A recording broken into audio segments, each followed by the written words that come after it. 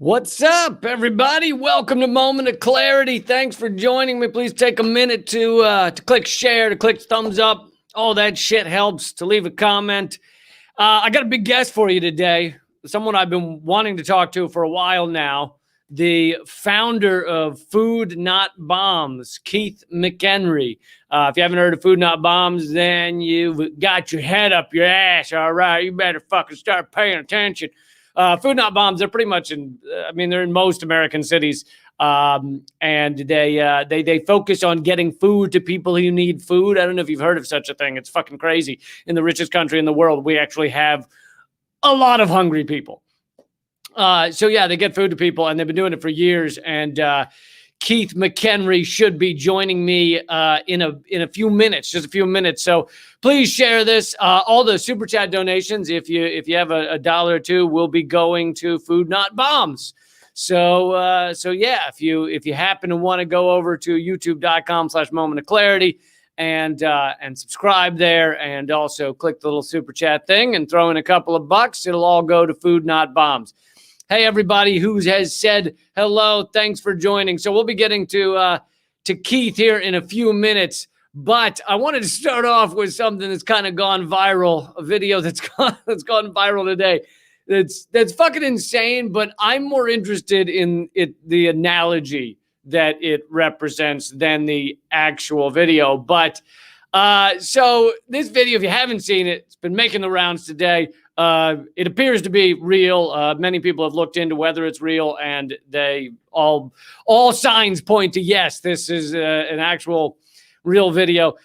This is a woman in Myanmar who does video public aerobics things. She videotapes herself doing aerobics and dance routines that people can work out to, and she does them in public, and she's done it in this same spot many times. You can go watch older videos of her doing it there, but it just so happened that today there was a military coup in Myanmar, and she was dancing, filming her public video, and the coup happens behind her. And she does not stop. She does not give two fucks. Fucking dance aerobics need to happen. Coup or no coup. So anyway, here's the video. Before we get to Keith McHenry here in a moment, I just had to show you this. So here is the video of her dancing. You'll notice the military coup happening behind her.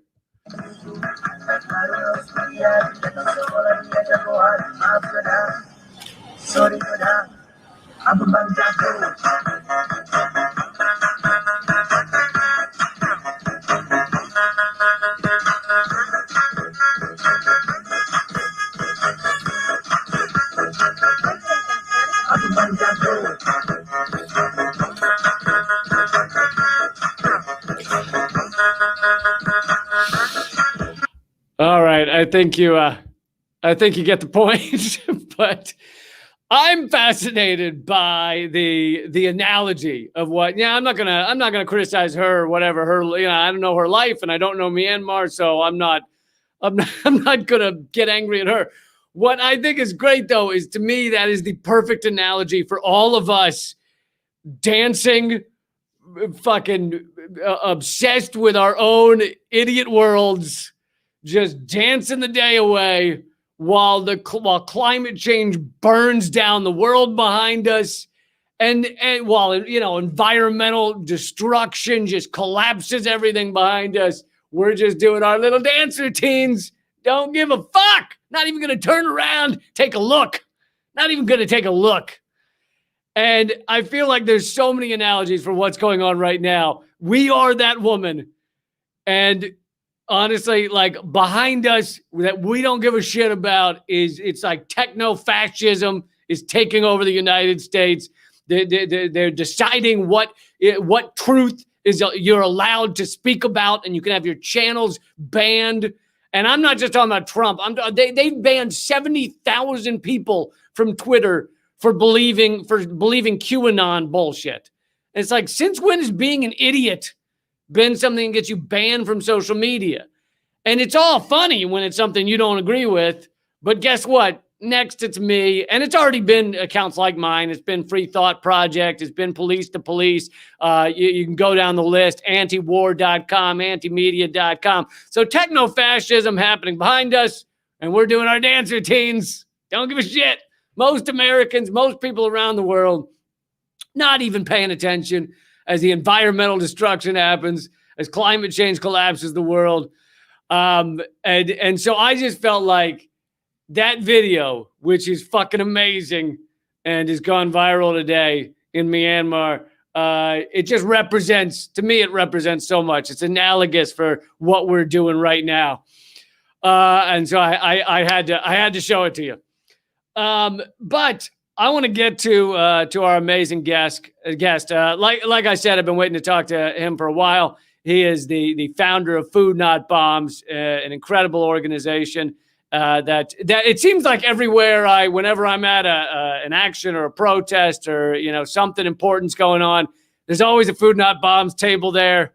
They're always active. They're always doing their thing. Always trying to get people fed and doing a lot of other activities as well. But anyway, we're going to get into that. So.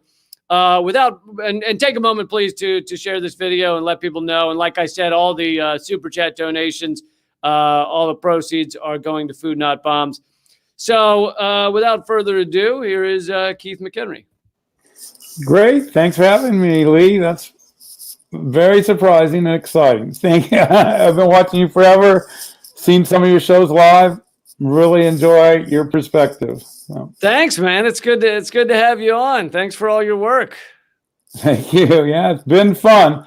So today, today is about the 320th day in a row we've shared food since the pandemic here in Santa Cruz, and we've been mostly the only food at the beginning for anybody living outside. And even though the cops chased us around a bit, eventually. No, we never missed a day. Even if we got evicted twice in one day, we never have missed a day. One of the things I wanted to ask you about is the cop situation. I know. What year did you found Food Not Bombs? So we started Food Not Bombs in 1980, and it was. And I wanted to ask you how often the cops are, not okay with it. How often they're arresting people. How often they're evicting people. So when the first arrests were in 1988 in San Francisco on August 15th. We sustained over 1,000 arrests. I did 500 nights in jail in San Francisco for that. We were frequently beaten. Our food was sometimes we came up with a system where we would have decoy food. Police would arrest those people, throw that food out. I'm sorry to laugh, but the fact that you even had to come up with the idea of decoy food to get away with feeding people is fucking horrific. Yeah, it was. We would do 3. In fact, we even published a flyer. It's even when you start a Food Not Bombs chapter, I send you a copy of the flyer because the possibility of the police arresting you, how to handle the situation, which is contact the media, get all your friends to come out. Usually that does it. But if it goes further, like what we did in San Francisco for 8 years, we would sneak food in through parking garages and so on. The decoy food would get arrested. Then there'd be a second wave of decoy food, they'd get arrested. And then we'd come with all the food. Now, the only time we used to have another program called Risk Arrest one day a month with Food Not Bombs. And so we'd have community groups that would come and get arrested. And so there was anarchist groups and so on. But when the Lawyers Guild came out, they just arrested the people that came to eat instead and didn't arrest the lawyers. Oh, and what are the cops, what generally are they saying to you as they're arresting you for feeding hungry people? Like, what are they claiming are the main problems here? Well, they say that we don't have a permit. But after a huge... As if in the so-called freest country in the world, which is bullshit, but as if in the freest country in the world, you should have to get a permit to give someone food. Yeah, to get permission. So the San Francisco, that was... we litigated in state and federal court. We played their game to the T. to prove that it had nothing to do with a permit. And so after even maybe 2 years or so, eventually it became clear that there was that wasn't the issue. They didn't want the public to see us feeding people and doing it on our own without any interaction with the government, not needing their, this was the most liberal Democrats. This is Nancy Pelosi and those people, Feinstein, right? And, they're supposed to be making sure everybody has food, but yet they have like all these thousands of people living outside on the streets, outside their office building, and we're feeding them. And so it kind of puts a bad look on liberal Democrats to be feeding people out on the streets. Right. I think Noam Chomsky coined the expression, the threat of the good example, which that's what that is the threat of the example that is set by just giving people food. There's no cost. It's not a government situation. There's no bureaucracy. There's no forms to fill out. You don't ask whether someone's an illegal immigrant before you give them food. Just give them food. Yeah. Just give them food.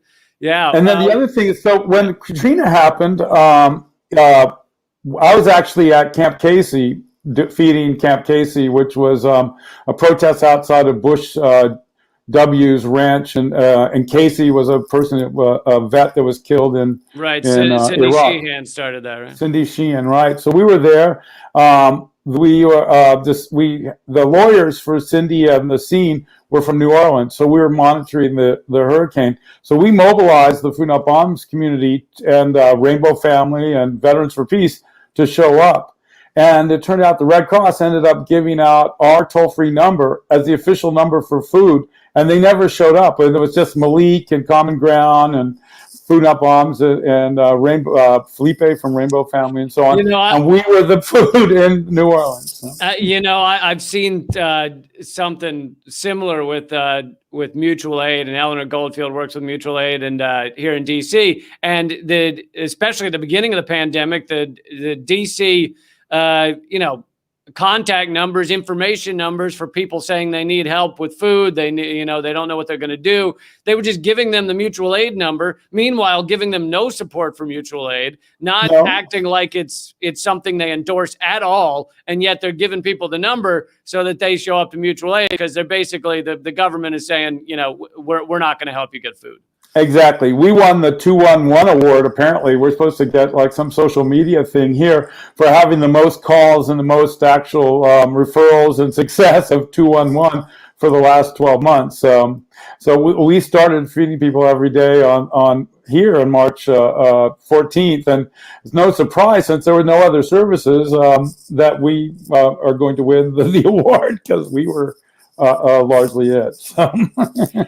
And how many cities do you know? How many cities you're in now? We believe it's over 1,000. This week alone, we're in contact with the New Jerusalem group that's recently started up. We have been working with a Lebanese group in Beirut. There's a new group in Fargo, this is a horrible time to start a Food Not Bombs. Another one in Espanola, New Mexico, which is a really great town to do it in. And then in Yangon, there's 5 or 6 chapters in Burma, and they one of the co-founders of the Yangon group put a beautiful poem out this morning, and kind of as resistance to the coup. And they've also been working with the Rohingya and been doing benefit concerts out in their community and providing food. They did a lot of flood relief recently. The groups in India are really struggling. There's a whole lot of chaos going on over there. But we are, and then we have a number, I think 4 people in jail right now in Belarus, in Minsk, for feeding people at a demonstration there last week. They got sentenced to 15 days in jail. So it's quite interesting when we do a global Zoom meeting to be connecting to people at every time zone and every hemisphere. We have people in New Zealand and South Africa and Australia. It's amazing. And I love talking to people like you, because I think that a lot of people think to themselves, how can I help? What can I do? They're horrified by the fact that there are so many struggling people in a country like the United States, even before the pandemic. Nowadays, it's 1 out of every 3 families, or the latest numbers, have had trouble paying bills or paying for food.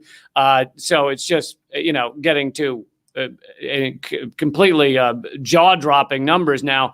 But I think that people have those thoughts. How can I help? What can I do? And I'm very interested in, like, you had that thought, I guess, in the 80s, and what were how did it start? Like what were the actual steps you had to take to get this off the ground? Okay, well, first of all, on May 24th of 1980, that we tried to take over the construction site of the Seabrook Nuclear Power Station. So it was about 6,000 of us did that in the Coalition for Direct Action at Seabrook and Clamshell Alliance. And I was turned on to that by my history professor, Howard Zinn. And so at the May 24th action, one of the May 24th action, one of our friends was arrested, Brian Feigenbaum, and we bailed him out, and we had to pay the guy back for the bail. And so our idea was to dress up as to. Also, I just had found had a moving company called Smooth Move, and I was moving a activist family who had a poster that said, "Wouldn't it be a beautiful day if the schools had all the money they needed and the Air Force had to hold a bake sale to buy a bomber?" Yeah. So we were doing bake sales, and they were very unsuccessful. So we decided to dress up as soldiers and do a bake sale to buy a bomber, and it really was a hit on the street. That was mostly Harvard Square and Park Street Station in Boston. And then we thought, well, the Bank of Boston is financing the nuclear power station, and we did a lot of research, found out the nuclear industry, Raytheon and all of them, were board members. The CEOs of them were board members of the Bank of Boston, and they were going to have a stockholders meeting at the Federal Reserve Bank on Atlantic Avenue. So we decided we'd dress up as hobos, and we would set up a soup line in front of the stockholders meeting at lunch on March 26th of 81. And we realized we didn't do enough outreach to have a line. So I went to the shelter, the Pine Street Inn, and told the guys there that we're going to give out free lunch in front of the Federal Reserve Bank. And they showed up, and people were stunned, going, "Wow, Reagan's only been in office like a month, and there's already soup lines on the streets of Boston. This is outrageous." And that was our point, was that if we didn't fight back against neoliberal structural adjustment and what Reagan was proposing and what the banks were proposing and doing, there would be a future in America where people would be forced to stand in line to eat at soup kitchens. And the guys there said, "There's no food for homeless people. You should do it every day." So that night, we decided we'd quit our jobs and do nothing but collect food and take it to housing projects and to battered women's shelters and so on. And then the leftovers of that we'd make into a meal, and we'd serve it every day, either at Harvard Square or at the Park Street Station. And also we organized for the June 12th, 1982 March Against Nuclear war that happened in New York City, and we spent a lot of energy. So the first collective, that was a lot of our focus. And then we just kept doing that in Boston. And then eventually I moved to San Francisco and started a second group. And there I actually took notes.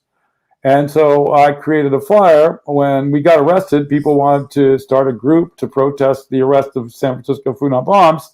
So I would send them a flyer called 7 Steps to Starting a Food Not Bombs. And so that's how that started to spread.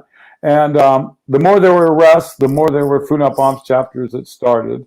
And so it completely backfired. And that's why we're currently have over 1,000 chapters in the world. What are the 7 steps? So the 7 steps are, if I can remember correctly, because I'm hoping we have some viewers who want to start one.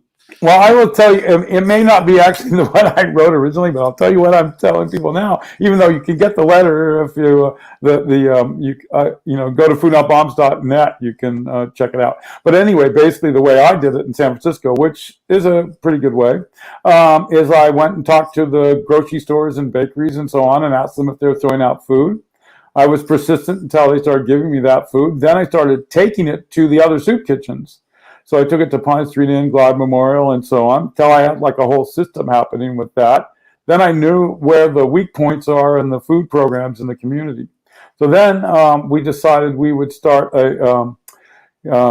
So back then, what I said was we should get an answering machine and a phone number The and a mailbox. top level technology. It was really top of the line. Actually, I had an answering service at a mailbox, etc. And the amount of calls was so overwhelming, they had to hire 2 people to answer my phone for $5 a month. It was a great deal. But the poor guy said, hey, could you maybe they got these new things called answering machines. Maybe you should buy one. And so I did. But anyway, so that was in the first flyer and so on. And then create now it has make Facebook pages, Twitter accounts, stuff like that. Right. And then choose a time, the best time to serve. Usually start out once a week is the best thing. And to have a high visibility location where it's easy access to both to everyone to come by. And then we ended up with 3 principles, and I think the 3 principles are one of the reasons. The logo, for instance, I designed the logo. I didn't copyright any artwork related to Food Not Bombs whatsoever, any of the paintings, any of that. And that's meant that people can redesign the Food Not Bombs logo. You can tell it's a logo, but it might have corn, it might have a potato, it might have rice instead of a carrot, which is what I put in it originally. And then the 3 principles are: the food is always vegan or vegetarian and free to anyone, rich or poor, drunk or sober. The second one is that we have no leaders, no presidents, no headquarters. Each group is autonomous and makes decisions using consensus and tries to include the people that are relying on the food and resources to participate in making decisions with each of the local chapters. That's a really fundamental. And the third is that we're not a charity, but that we're dedicated to nonviolent direct action to change society, so no one has to live in the streets or eat at soup kitchens. And that we originally decided on those 3 principles, and right before the 500th anniversary of Columbus invading the New World, there was a big action. The official celebration, Pelosi was able to get it arranged to be in San Francisco. And so that was the national celebration. So Native people around the world thought 500 years was enough. And so we held our world gathering, agreed on those principles, and then we fed that protest in San Francisco, where the elders of the Native American community pushed Columbus back out into the San Francisco Bay. And wow. Now everything is history. You've been fighting Pelosi since most people knew her name. Yeah, I used to walk my dog with Michael Yockey in Mount Lake Park. He was the chief of staff of Nancy Pelosi. And I actually dated a woman who turned out to be friends with Nancy Pelosi. And she called me up for a second date, and she was furious when she found out I was actually one of America's most hardcore terrorists, which we gained that designation in 1988. Terrorists, giving people food is quite the terrorist activity. Yeah. So we and one of the things I liked about your name of Redacted Tonight is I have piles and piles and piles of FBI documents I've received over the years, which are really fascinating. And I'm very interested in domestic and spying. And I actually took an Interpol agent on a tour for 2 months called the Unfree Trade Tour in preparation for what would be ultimately a summit of the WTO in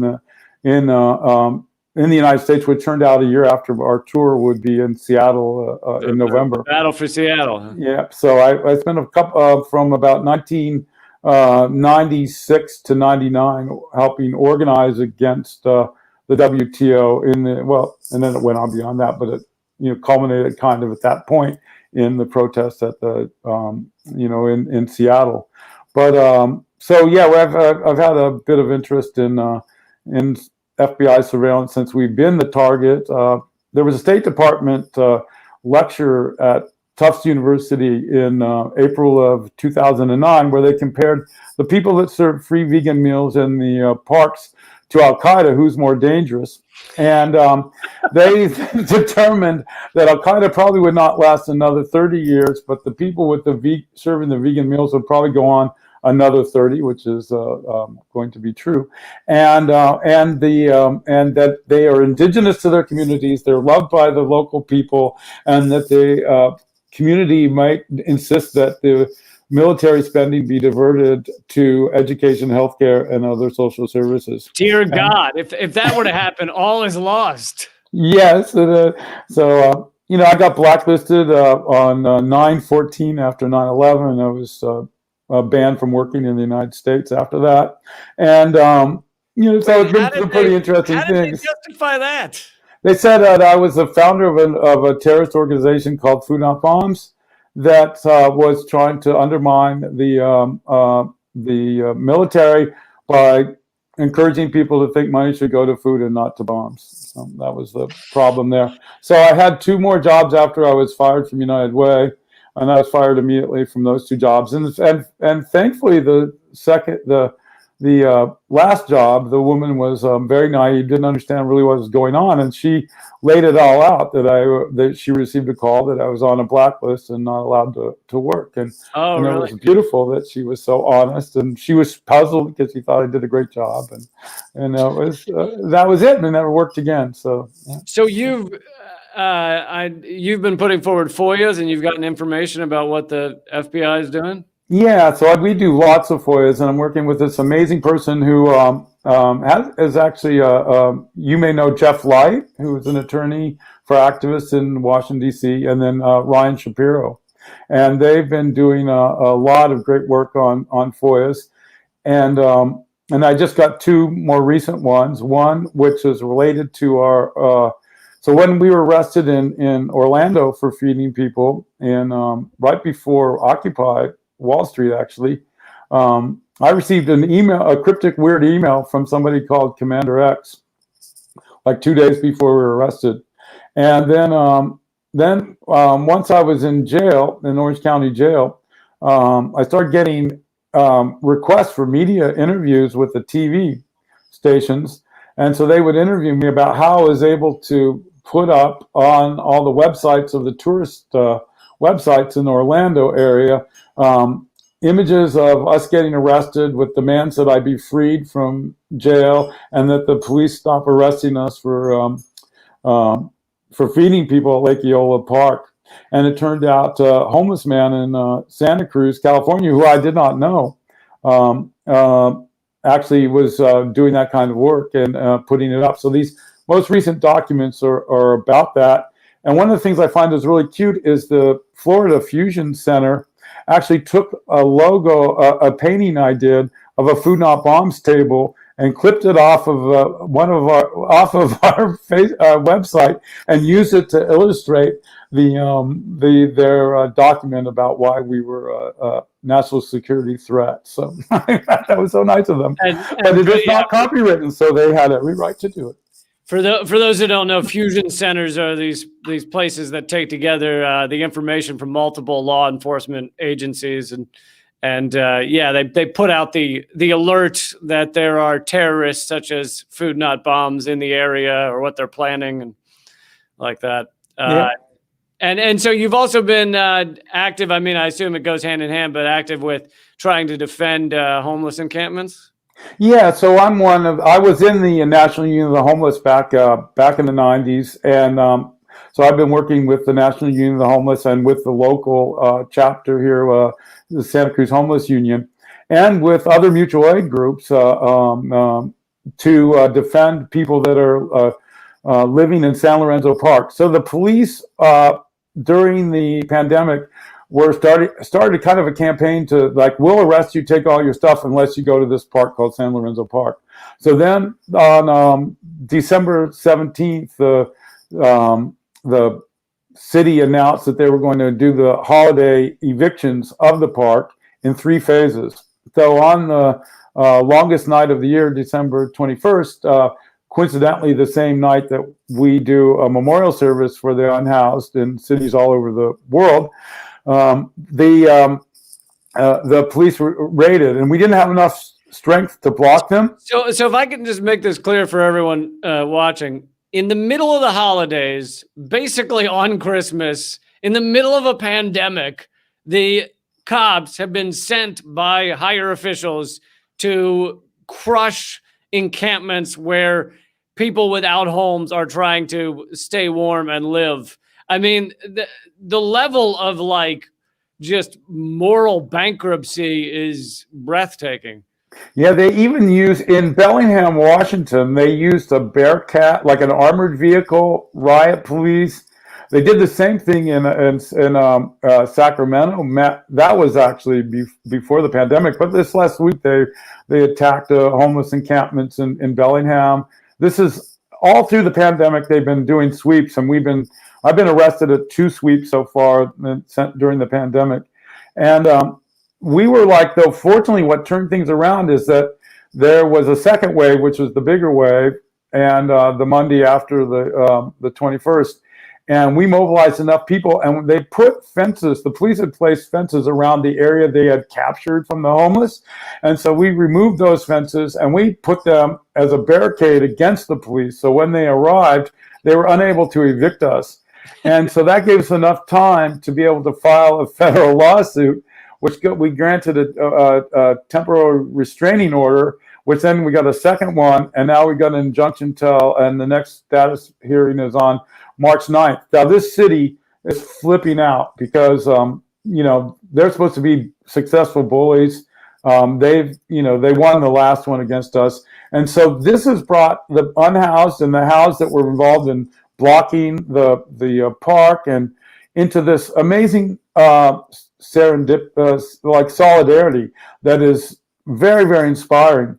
And there's like people on the street that I know for years that just wouldn't do anything. They're now like helping volunteer. They're like super excited.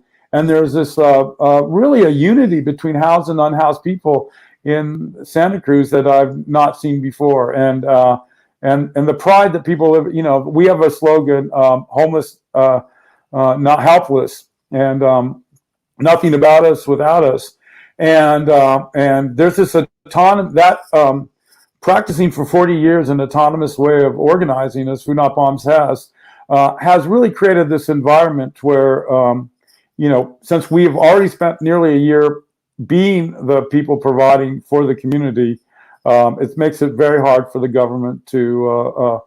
If they clamp down on us, it's going to be like totally crazy. Middle class people in town will revolt. And like everywhere, business after business has been boarded up. The whole thing is a disaster. And we were the only hand washing station, and we still are the only reliable hand washing station, which we made by looking at a YouTube video and going to Home Depot and buying crap, And wow. So we have like hot water every day and hand washing, and people like pray to us because we have hand washing, it's like, it's that simple. And, we're charging people's phones. It's, we are the actual stuff that's happening. And I point out to people and say, oh, we've got to protest city council. I said, ignore city council. They're just a Zoom thing it doesn't have any power. They have no power. We don't hardly care about them. They voted to have the city manager rule by decree. The city manager rules by decree in behalf of the wealthiest Google investors in the community.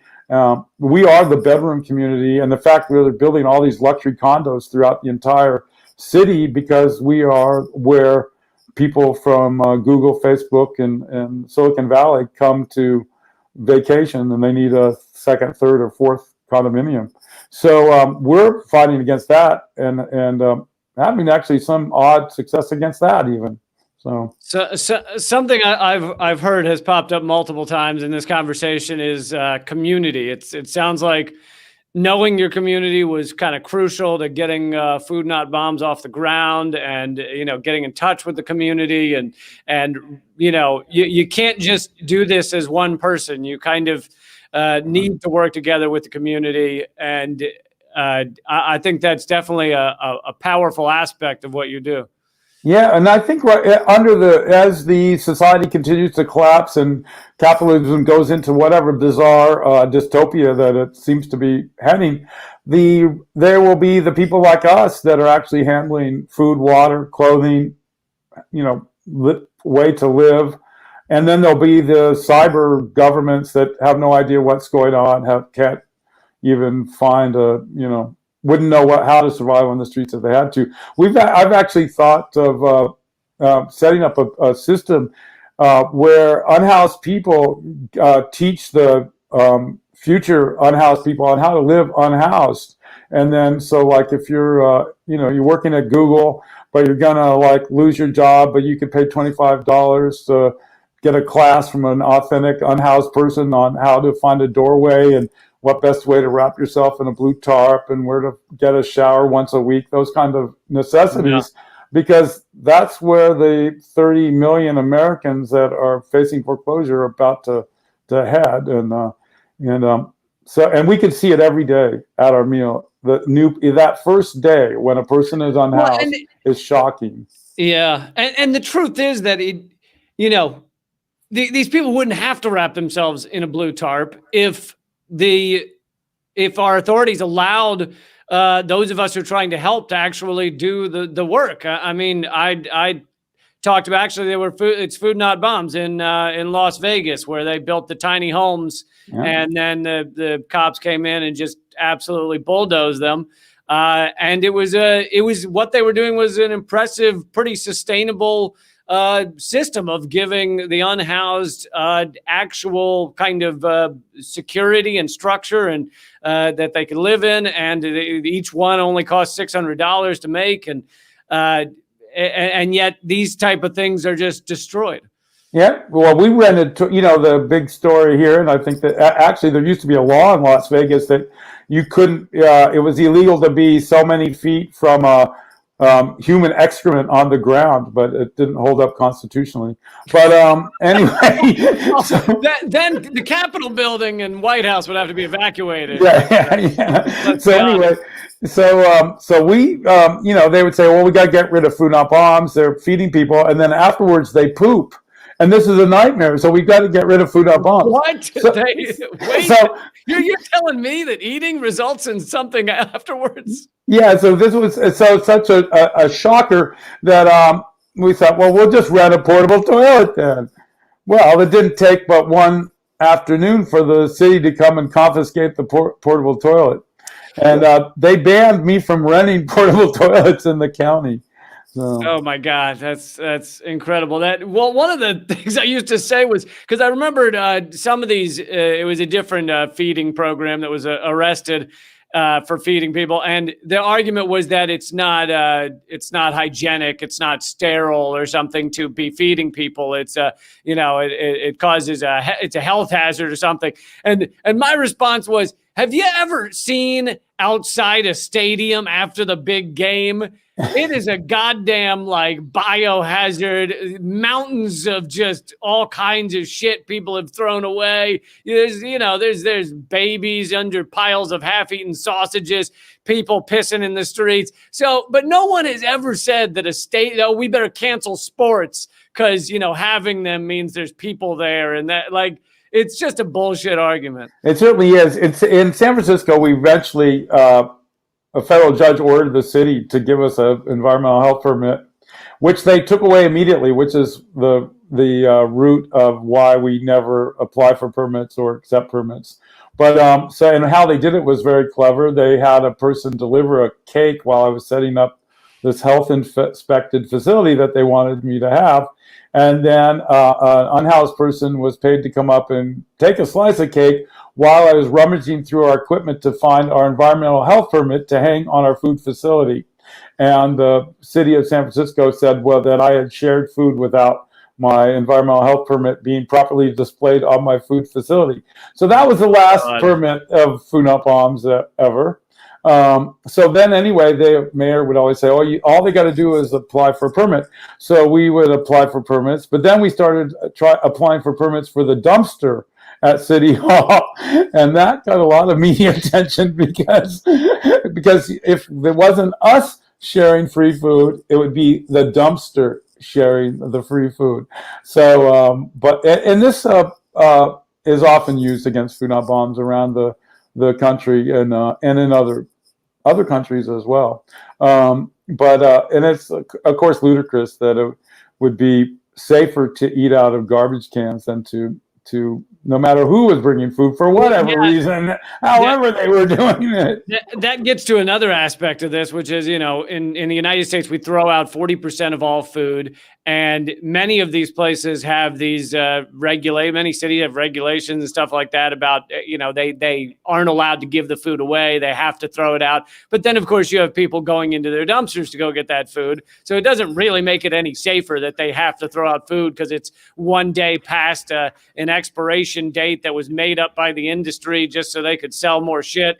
It's an crazy, it belongs in the pages of Catch-22 or something. Yeah, it's insane. Yeah, I mean, I knew some people got arrested for like 2 cucumbers and a tomato in a dumpster in Steamboat Springs, Colorado. Got sentenced to 6 weeks in jail for that.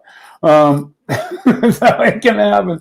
But yeah, really, fortunately, we just make relationships with the actual people on the at the grocery stores and stuff, and they're like happy to give us the food in most cases. It's a very rare. Some of the large chain stores like Safeways, Albertsons, and stuff use trash compactors and put it all in trash compactors. But but for a large part, and it builds like a really good relationship. So, for instance, when Occupy was happening, we were participated in helping organize a lot of the kitchens because that's our background and it's easy for us to do. And so we already had these relationships with local grocery stores, so we were able to pull in a lot more food that way and do a lot more. So yeah, I mean, and you guys are also pivotal in disasters, not just a pandemic, but natural disasters and things like that, where people desperately need help. I'll wrap it up here in a second, but what would be kind of your points of advice to people watching that either want to start one or need help themselves? Well, we do have a hunger hotline, toll-free number, 1-800-884-1136. That's the number the Red Cross gave out during Katrina. Say it one more time. And that's 1-800-884-1136. And then we hook you up with your local chapter if you're seeking food, and we do get calls all day long for that. And it's pretty intense, the stories you hear from people desperate for food, and then also that's the way you can find out about volunteering. But you can also go to foodnotbombs.net and email me, and we have like flyers that you can print out. We can send you the information on 7 steps to starting a Food Not Bombs. And I've been doing Zoom meetings of new groups when they're starting to meet the people that are starting them. I used to tour all the time. Like a lot of people, I'm not touring anymore. I did like the Unfree Trade Tour, but I also did Rent is Theft.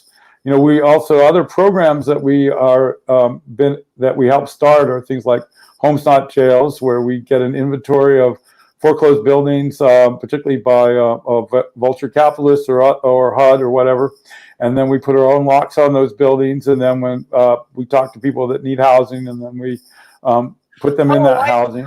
I covered a story like that. I don't know if it was you guys or someone doing the same idea, but in Philadelphia, they were finding houses for people that were just, boarded up houses that were completely empty, and they were helping connect people who needed homes. Yeah, that might have been the Kensington Welfare Rights, which is connected to the National Union of the Homeless. You could also start if you are living on the streets or you're already hanging out with people on the streets. You could contact us to start a local of your homeless union. That is becoming very, very powerful, and so I'm encouraging that. The other things that we also did was one of our volunteers started a thing called Food Not Lawns, Heather Flores in Eugene, and that took off, where people are like growing food in their yards instead of lawns. And then we also I love that one. I'm all for that. Our obsession with grass in front and behind our houses is so meaningless, and we should just let it all rewild. It'd be good for the insects that are all dying. It has so many benefits.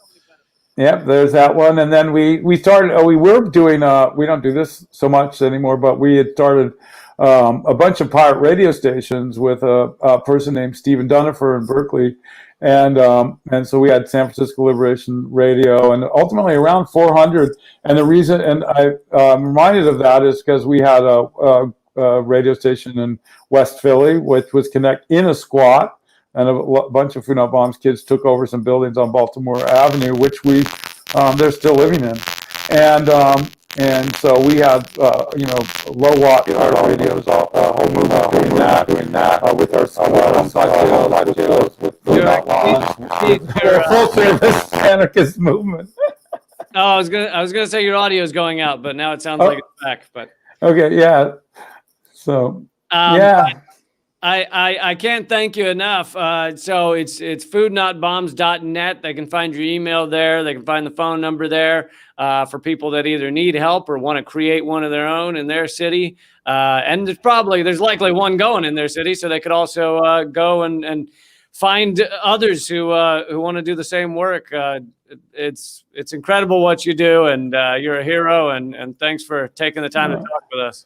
Thank you so much, Lee. That's beautiful. Thanks, everybody in the listening audience, the viewing audience. We'll talk again soon. Thank you. Bye-bye. Bye-bye. Well, that was Keith McHenry. What a wonderful. That was the first time I got to talk to him. So, but I obviously knew of his work. But what a wonderful guy. What a wonderful program. It's called Food Not Bombs. If you haven't heard of it, like I said, all the donations today, all the proceeds are going to Food Not Bombs. And for those of you who have donated, thank you so much. I know these are rough times, so. Like he said, a lot of this is going to come down to community, knowing each other, working with each other. I like that we have this little community here that you guys come and hang out with me. Means a lot. But I will be back hopefully tomorrow, and if not, the day after. And these are every single weekday, except sometimes, and they're at leecamp.com. And that's what I got. Sorry for the past 2 weeks. No new redacted tonight. That had to do with COVID issues. Not me. I didn't have COVID, but pandemic scheduling issues. And so we are back this week on the Redacted VIP. I will have Brianna Joy Gray. Many of you know her. Great, doing some great political commentating work on the left. She has been, and she was also big with Force the Vote for Medicare for All. Anyway, that is coming up this week, as well as a new Redacted tonight, the regular episode, the regular show, and all that's at leecamp.com. Please take a moment to hit subscribe, hit share, and I will see you soon. Keep fighting.